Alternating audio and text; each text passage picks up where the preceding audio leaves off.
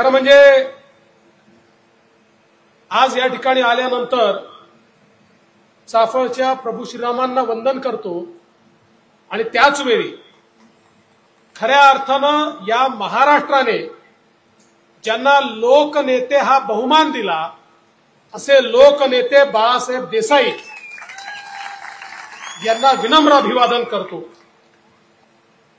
या महाराष्ट्राच्या जडणघडणीमध्ये, महाराष्ट्राच्या विकासामध्ये आणि महाराष्ट्र उभा करण्यामध्ये ज्या लोकांचं नाव आपण घेतो अशा लोकांच्या नावामध्ये अग्रणी नाव असलेलं हे लोकनेते बाळासाहेब देसाईंचं नाव आहे। आणि आपण शंभूराजे म्हणालात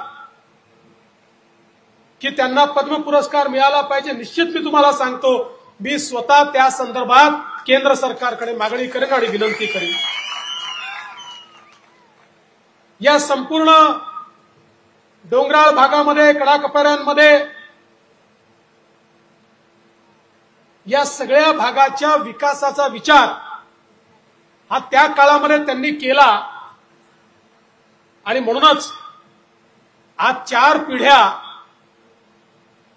कितीही राजकीय वादळ आली तरी लोकांचं प्रेम हे देसाई कुटुंबावर सातत्याने राहिलं, ही त्यांची पुण्याई आहे आणि ती आज शंभूराजे पुढे नेत आहेत याचा मला अतिशय मनापासून आनंद आहे। बंधू भगिनींनो, खरं म्हणजे मगाशी शंभूराजेंनी या ठिकाणी मांडुरे केरा विभागाच्या संदर्भात काही विषय मांडले। निवकळे असेल, चिटेघर असेल, बीबी असेल, या ठिकाणी 100 मीटर उपसा करून शेतीला पाणी देण्याच्या संदर्भातला विषय असेल। मी शंभूराजेंना या ठिकाणी सांगू इच्छितो, राजे एक तरी प्रसंग असा आहे का की तुम्ही मला सांगितलं आणि झालं नाही? तुम्ही माझे मित्र आहात, त्यामुळे तुम्ही सांगितलं म्हणजे काम झालं, फत्ते, कामगिरी फत्ते। आणि आता तर तुमच्याकडे या ठिकाणी महाराजांसारखं इंजेक्शन देखील आहे, जे तुम्ही आम्हाला असं लावाल की आर पार बिलकुल, त्यामुळे चिंता करण्याचं कारण नाही आहे। पण मला ही गोष्ट आत्ता जी महाराजांनी सांगितली ती सांगितली पाहिजे की 2014ला सरकार आल्यानंतर या ठिकाणी मोठ्या प्रमाणात या जिल्ह्यातल्या वेगवेगळ्या सिंचन प्रकल्पाची कामं आम्ही केली। मोदी साहेबांनी या जिल्ह्याकरता इतक्या मोठ्या प्रमाणात आम्हाला निधी उपलब्ध करून दिला। उरमोडी असेल, जीए कटापूर असेल, वसना वंगणा असेल, आता पोंढारवाडी असेल, उरमोडी असेल, टेंबू असेल, जीए कठापूर असेल, सगळ्या भागामध्ये जेवढ्या योजना होत्या या सगळ्या योजना बंद पडलेल्या होत्या। त्या काळामध्ये खरं म्हणजे संधी होती, कारण हे खरं आहे की मुंडे साहेब असताना कृष्णा खोऱ्याचं नियोजन झालं, पण दुर्दैवाने मध्ये आम्ही विरोधी पक्षामध्ये होतो।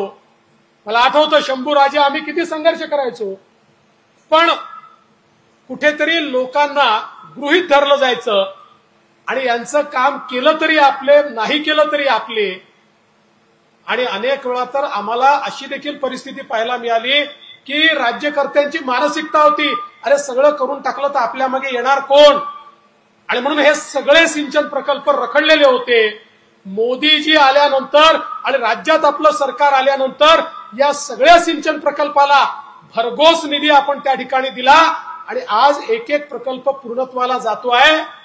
सातारा जिल्ह्यातला दुष्काळी भाग देखील आज जलमय होतोय, हे आपल्याला पाहायला मिळत आहे।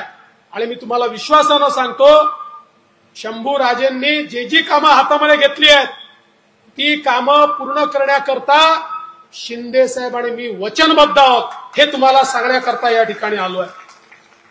बंधू भगिनींनो, ही सगळी कामं तर होतीलच, पण एक गोष्ट आपण लक्षात घेतली पाहिजे, ही निवडणूक ग्रामपंचायतची, जिल्हा परिषदेची, नगरपंचायतची, विधानसभेची निवडणूक नाहीये। देशाच्या लोकसभेची निवडणूक आहे, देशाचा नेता निवडण्याची निवडणूक आहे. पुढचे 5 वर्ष देश कोणाच्या हाती सुरक्षित असेल, पुढचे 5 वर्ष देशाला विकासाकडे कोण घेऊन जाईल, जनसामान्यांच्या आशा आकांक्षा आणि अपेक्षा कोण पूर्ण करू शकतो याचा फैसला करणारी ही निवडणूक आहे. त्यामुळे या ठिकाणी महाराज साहेब आहेत, त्यांच्यासमोर अजून कोणी उमेदवार आहेत हे तर आहेतच, पण यांच्या माध्यमातनं यांचा फैसला नाही आहे, यांच्या माध्यमातनं देशाच्या नेत्याचा फैसला या निवडणुकीच्या माध्यमातून आपण करतो.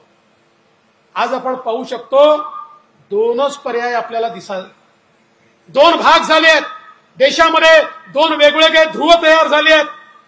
एकीकडे अखिल विश्वामध्ये ज्यांना सर्वाधिक लोकप्रिय नेता म्हणून गणलं जातं ते विकास पुरुष असलेले नरेंद्र मोदीजी आहेत.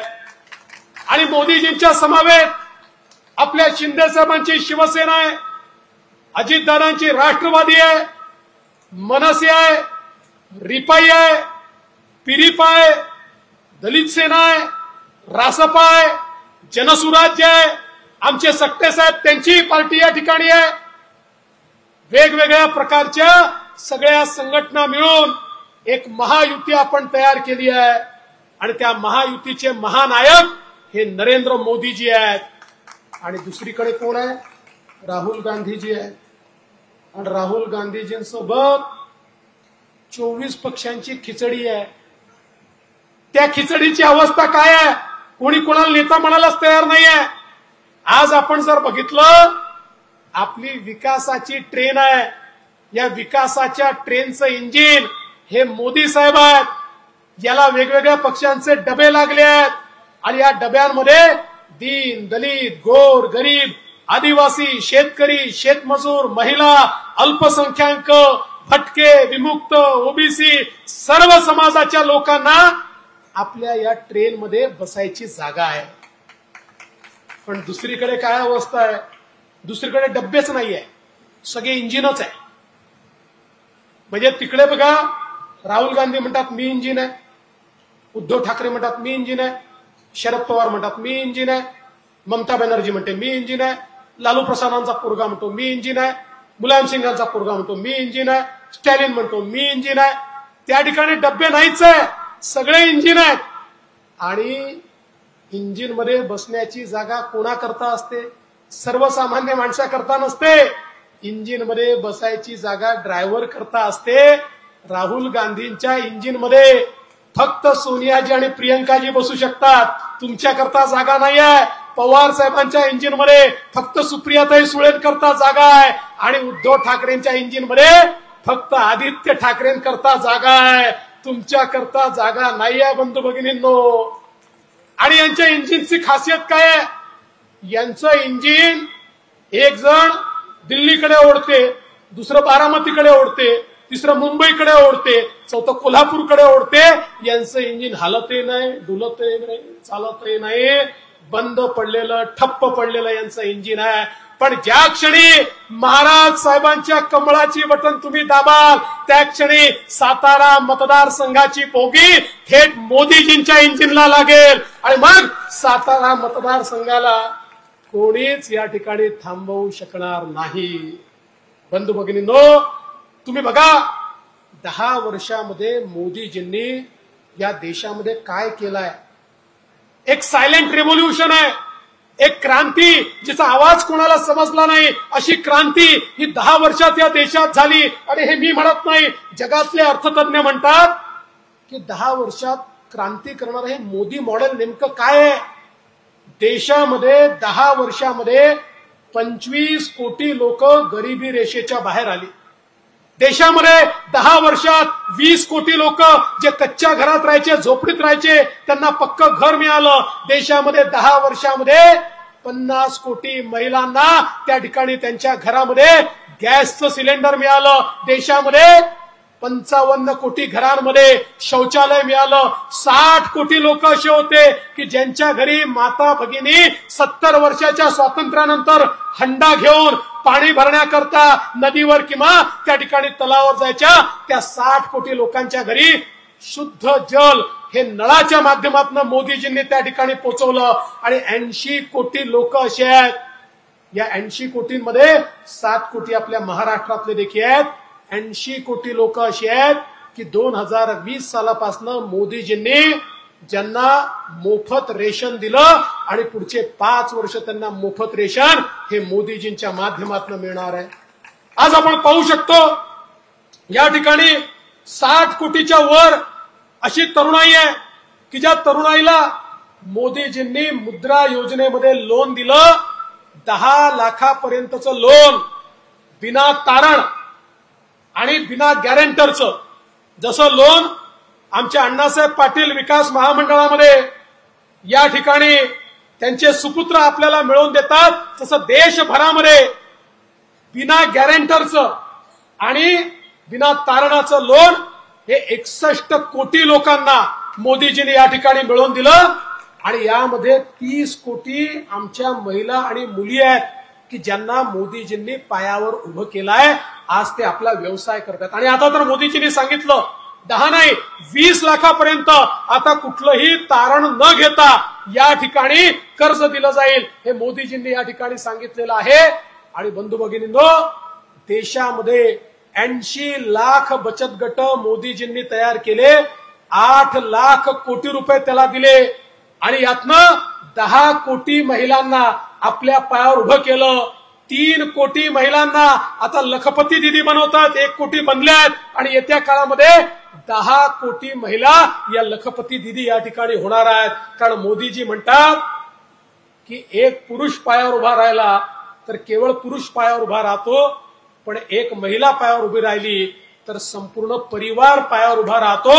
आणि म्हणून महिलांना या ठिकाणी प्राधान्य देण्याचं काम हे मोदीजींनी केलं.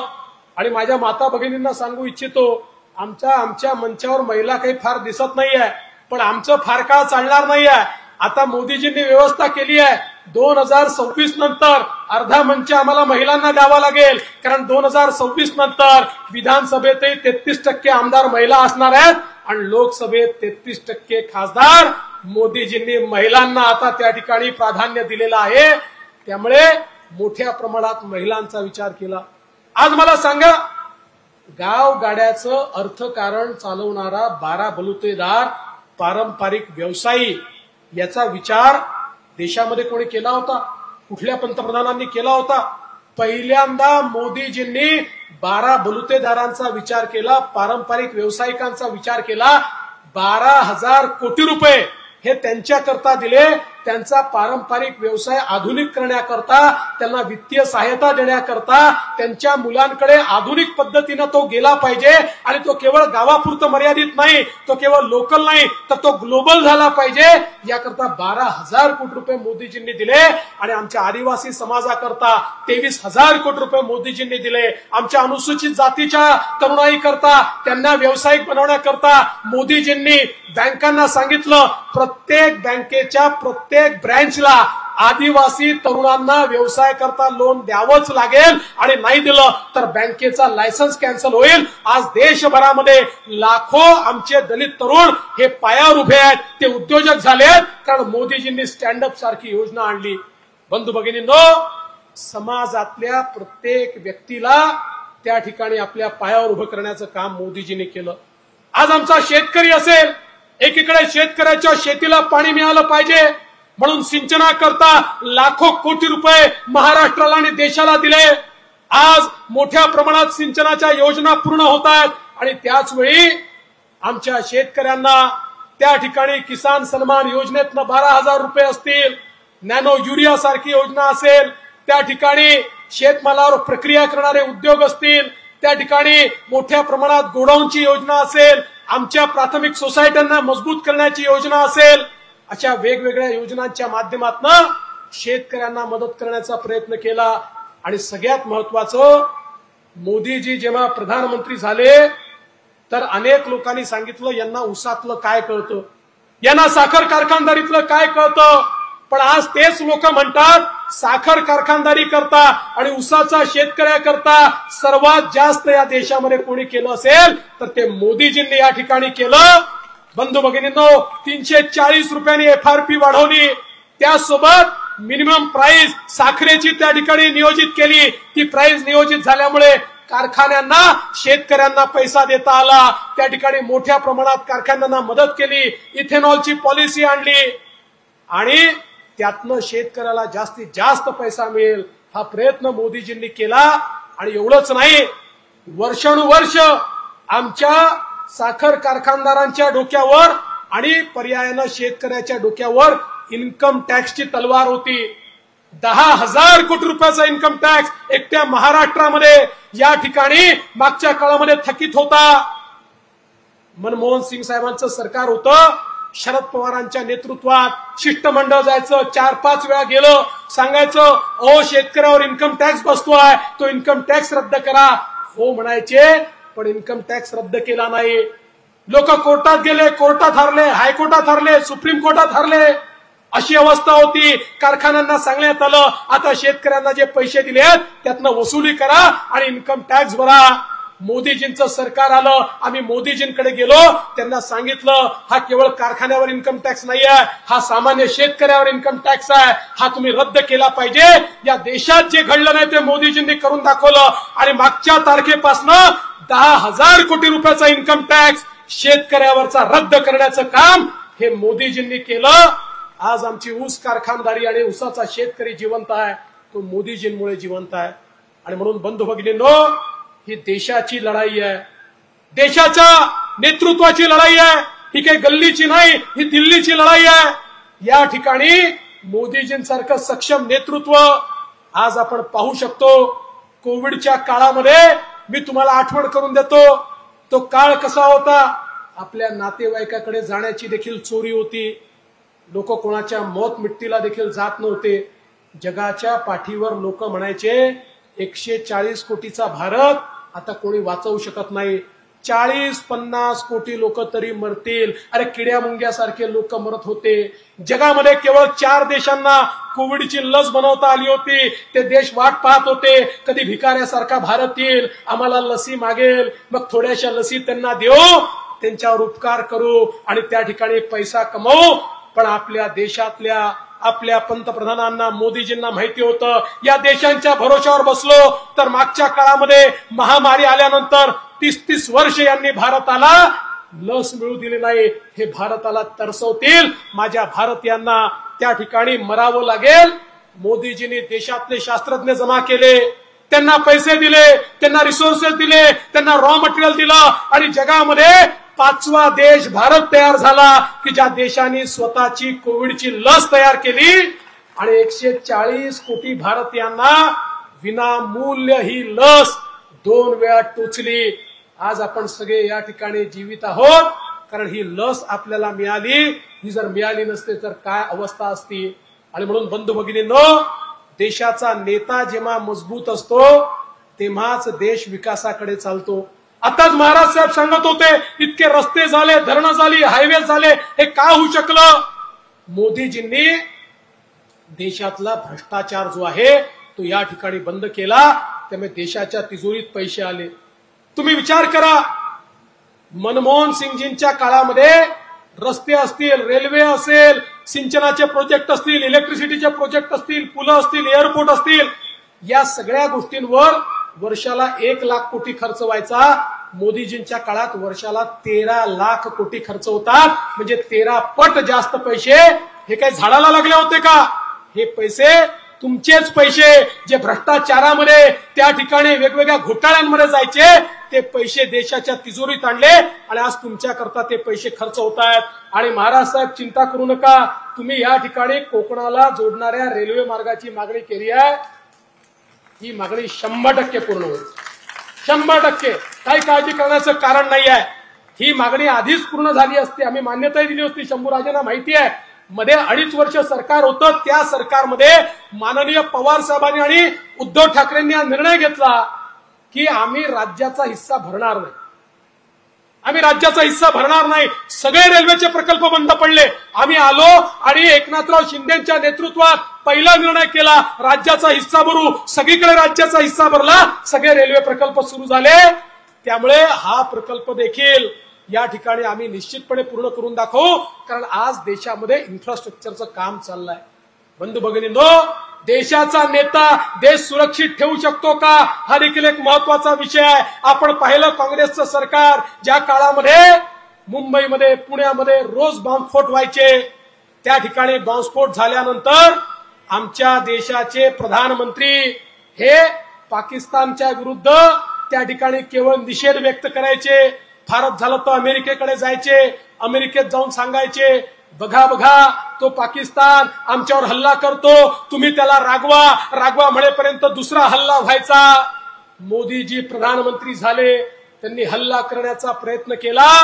मोदीजींनी त्या ठिकाणी घुसून सर्जिकल स्ट्राईक केला, एअर स्ट्राईक केला आणि आतंकवाद्यांना मारलं. बघा, एकदा त्यांना मारल्यानंतर 2019 नंतर या देशामध्ये एकही बॉम्बस्फोट करण्याची पाकिस्तानच्या बापाची हिंमत झाली नाही. असा मजबूत देश आज मोदीजींनी या ठिकाणी तयार केला आहे. आणि मोदीजी सांगतात तिसऱ्यांदा या ठिकाणी मला प्रधानमंत्री पद जे हवंय त्याची प्रेरणा छत्रपती शिवाजी महाराज आहेत. कारण मोदीजी म्हणतात छत्रपती शिवाजी महाराजांनी राज्याभिषेक केला, पण एकही दिवस ते सिंहासनावर बसले नाहीत. त्या ठिकाणी त्यांनी दम घेतला नाही. राज्याभिषेक करून संपूर्ण जगाला सांगितलं की हो, हे राज्य, हे श्रींचं राज्य, हे स्वराज्य मी तयार केलंय, हे रयतेचं राज्य तयार केलंय, हे जगाला त्यांनी सांगितलं. आणि दुसऱ्या दिवशी घोड्यावर मान ठोकली आणि स्वराज्याच्या विस्ताराकरता निघाले. तशाच प्रकारे तिसऱ्यांदा प्रधानमंत्री झाल्यानंतर एक मजबूत भारत मला तयार करायचा आहे आणि त्याकरता तुमचे आशीर्वाद मला हवे आहेत. बंधू भगिनींनो, ज्यांची प्रेरणा ही छत्रपती शिवराय आहेत ते आमचे नरेंद्र मोदीजी यांना नेतृत्व देण्याचा हा निर्णय आपल्याला घ्यायचा आहे. आणि म्हणून ज्या क्षणी उदयन महाराजांना आपण मत देतो, ज्या क्षणी त्यांचं कमळाचं बटन दाबतो, त्यांना तर मत मिळतच, पण देशाच्या भवितव्याकरता मोदीजींना देखील ते मत मिळतं. आणि महाराज म्हणाले त्याप्रमाणे तुमचा नाही, तुमच्या पुढच्या पिढ्यांचा जो काही सवाल आहे, त्यांचं जे काही जीवन आहे, त्यांच्या जीवनात जे परिवर्तन आहे, हे करण्याची ताकद ही नरेंद्र मोदीजींमध्ये आहे. ती राहुल गांधींमध्ये नाही आहे. बंधू भगिनींनो, त्याच्या आघाडीमध्ये नाही आहे. आणि म्हणून तुम्हाला विनंती करण्याकरता आलो आहे. आता या ठिकाणी एकच निर्धार करायचा आहे आणि हे खरंच आहे